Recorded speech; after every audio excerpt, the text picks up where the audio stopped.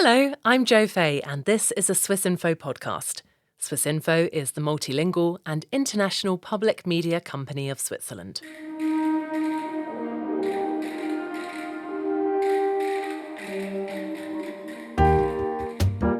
Welcome back to the Swiss Connection Science podcast. This season, we're bringing you exciting stories on rockets made by students, a new instrument to detect ice on comets, and innovative ways to capture carbon dioxide. Today we're starting with a visit to the German experimental physicist Herwig Schopper, who takes us back in the history of particle physics and his time as director of CERN. He tells us about the times he met Margaret Thatcher and Pope Paul II, and he shares his ideas on how science and research can help with peacemaking.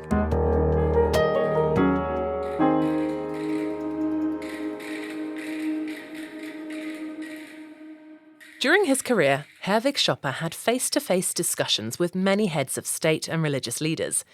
In the 80s, he was the Director General of the European Centre for Nuclear Research, known as CERN. He continued to work in the field that's now called science diplomacy and helped found the Sesame Laboratory in the Middle East.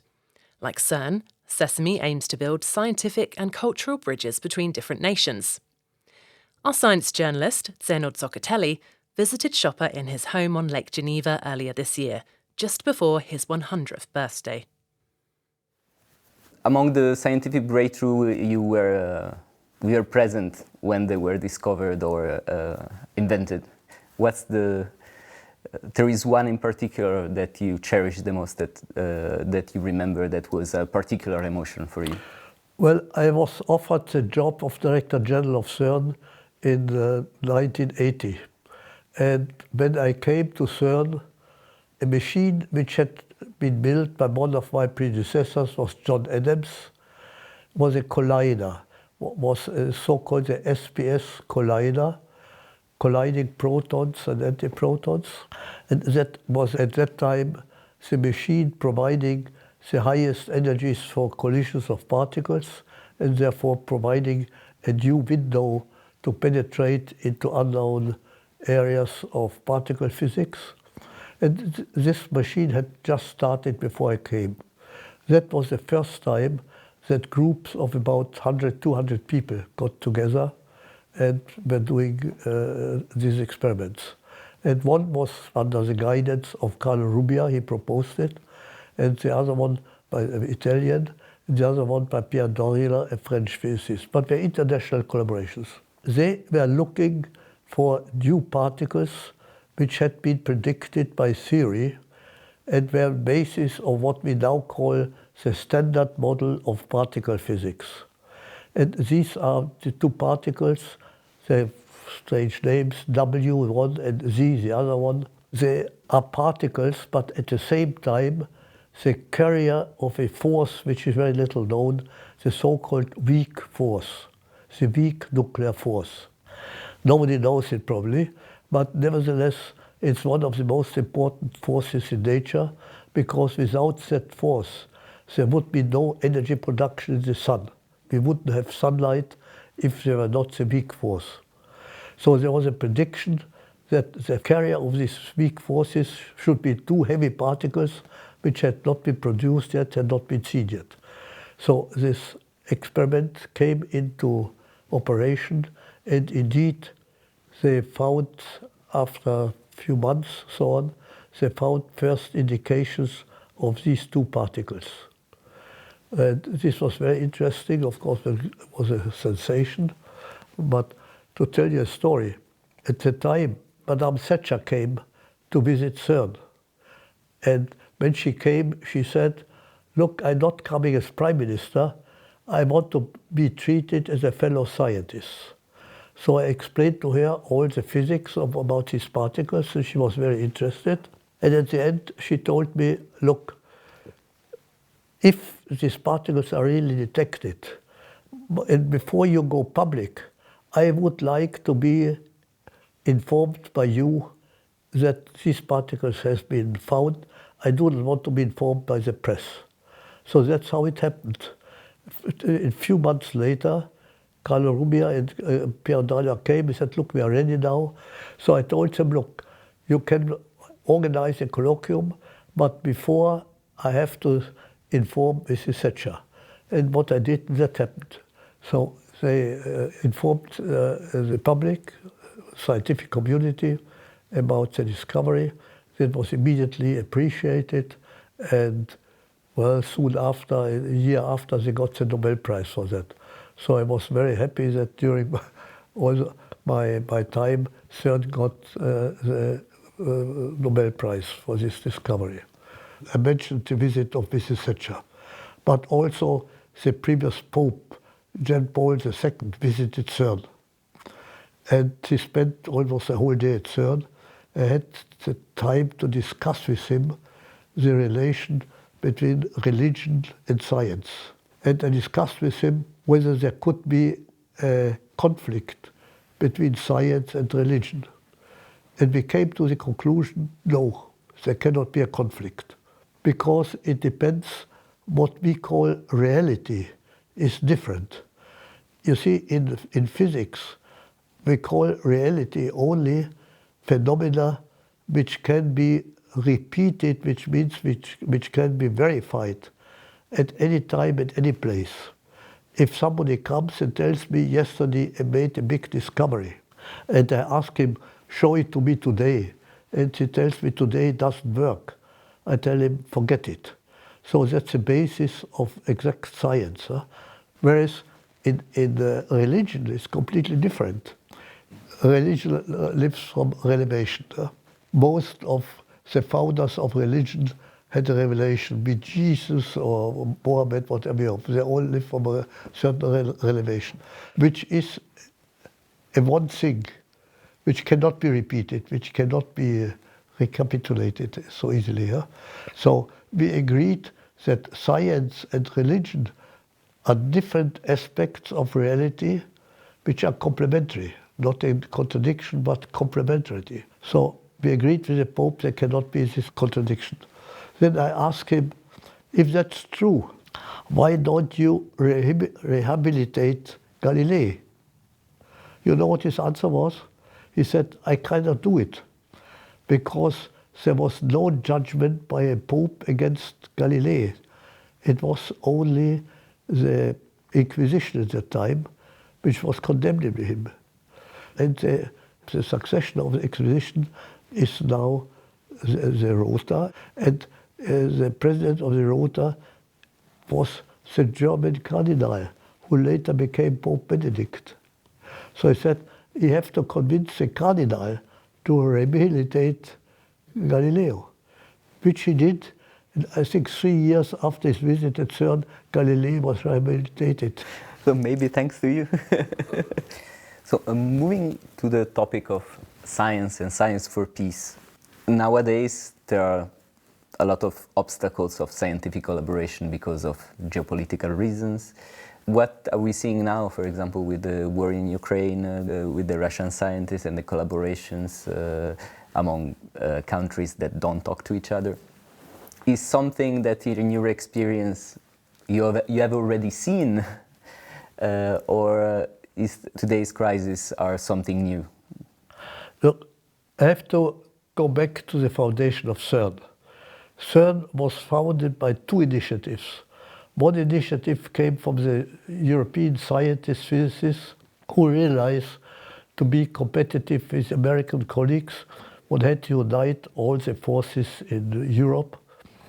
But there was a second initiative, which started by a Genevois, Denis de Rougemont, who called in 1947, I think it was, a meeting at Lausanne here, where he brought together for the first time after the war politicians from France, Italy, England and Germany, and we were discussing what could one do to bring people together in Europe to work peacefully together again. And after some discussion, they said, why not use science as a tool? Scientists are relatively objective people. Why not use science as a tool to do that? And these two initiatives were brought together under the umbrella of UNESCO later, and both were founding pillars of CERN. And CERN is the only organization, with, I come back to that later maybe, with one exception, that has in its convention written that it has two tasks. One task is to do excellent science, first-class science, but the second, to help to bring countries together. Science for peace, as it was called at that time. So that is a long tradition of CERN, and I must say that fascinated me in particular after I retired as Director General of CERN. I continued not with science, but to work in that field, which is now called science policy, and using the renommé and the success of CERN to really to help to bring countries together. And the first initiative which was started led to a laboratory. A laboratory is now set up, called Sesame in Jordan. And believe it or not, the member states are not only Israel and Palestine, but also Egypt, but also Pakistan and even Iran. And in addition, Turkey and the Greek part of Cyprus. And according to the model of CERN, the governing body of that laboratory, like at CERN, is a council. And in the council, every country has two delegates. One delegate who is the government representatives, and the second one who is the scientists. So in Sesame, around the table, like at CERN, are sitting government representatives of Israel, but even of Pakistan and Iran and others. I think it's the only organization where I can see where government representatives of Israel and Iran sitting around the same table discussing peacefully what the problems, the real problems of the project are. And believe it or not, even with the difficulties of today in the Middle East, this laboratory still exists and works quite well. They have all kinds of problems because of the political situation, but it works. They're doing physics and they're working peacefully together. Going back to the science, it's now at CERN it's discussed the construction of the future Hadron Collider. I had a call with a friend of mine that is also a particle physicist, and I asked him, what would he ask you if he was there? And he said that he was jealous of you because you had fun all your life finding new particles. And he would say, and he said in a sense, does his generation, 30 years scientist, what can they expect from the future? Look, one of the problems of CERN is that we are doing basic research, fundamental research. And it's very hard to point out now immediately what is the benefit of society for the research we are doing. Because usually it takes at least 10, 20 years before results of basic research, let me say, go to the market, became industrialized. I can give you a very good example. The World Wide Web, the famous World Wide Web, was invented at CERN at the time when I was Director General. And it was not invented just because somebody had a good idea, but it was invented for the needs of CERN. As I mentioned, the CERN gets at the disposal of outside users from the universities to do experiments at CERN. And nowadays, the data are taken there, the data, digital data are taken, stored, and now the people at the universities insist to get that data as soon back at home as possible, because the analysis of the data and extracting the real results takes usually months or even years. So when we built LAB, the tunnel for LAB, the question came up, what can we do to transmit the data as fast as possible from CERN to hundreds of universities? And for that purpose, the World Wide Web was created. The inventor, Bernard Lee, one day came to me and said, look, this is a development of CERN, so if you want to take a patent, CERN has a right to take it. Do you want to take a patent? And I investigated all the experts at the time. Here in Geneva, I asked people in Brussels and whatever you have, they all told me no. That's a network which is only interesting for your physicists. Nobody is interested. No interest.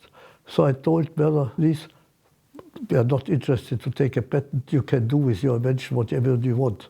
He went to Brussels and tried to sell it to the EU. Same answer. Then he went to the United States, and there they were clever enough to start to market it.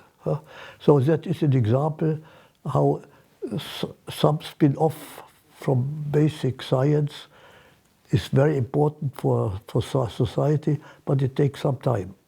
I'm sure in what we are doing now at CERN, what has been done at CERN during the last 50, 60 years, will be taught at schools very soon already now, in the coming years. Now to come back to your question, it's very hard to tell you what the immediate benefit would be, but in the long run, there would be a lot of benefit, I can tell you. Let's hope that the conditions are still... That was Herwig Schopper talking to our science journalist Zeno Zoccatelli. Two astrophysicists from the University of Bern hope to get a little closer to unravelling the mystery of the origins of the solar system. They believe the key to this lies in the ice that can occur in a dust layer on comets. That's coming up next week here on The Swiss Connection. Today's episode was recorded and edited by our science and video journalist Michele Andina. For more content, visit our website swissinfo.ch. I'm Jo Fay. Thanks for listening.